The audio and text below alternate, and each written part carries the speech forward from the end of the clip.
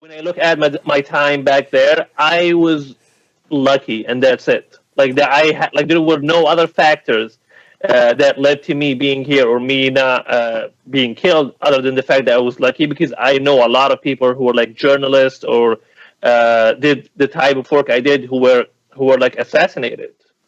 So simply, And I, it's simple, not because of your ideas or any of your views. It was mostly because you work with Americans. That's the reason why you were targeted. well, I exactly. think it's all So of that, isn't it? exactly, yes. Because when you work for Americans, that means two things. That means first, your views are very liberal.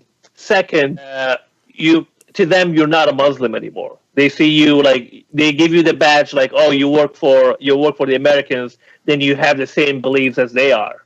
But how is a country that went under Gaddafi for so many years, where Gaddafi Islam wasn't a priority for him? How is everybody so obsessed now with like, oh, you're not a real Muslim, you're too liberal? Is Yeah, it? absolutely. Yeah. Because these groups claimed that Gaddafi prevented them from practicing real Islam. I remember like when Gaddafi was alive, like my dad never went to like those like morning prayers and stuff because people who did that, like people who went to the mosque a lot, they usually get captured and they usually get questioned by Gaddafi forces. Wow.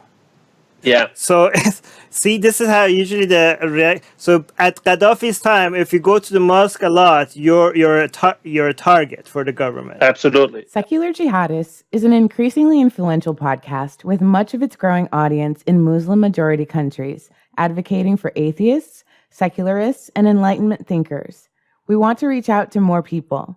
If we reach 500 patrons, we will be able to translate our shows into Arabic, Urdu, Persian, Bengali, Malay, Turkish, and other languages in these countries. Help us get there at patreon.com/SJME.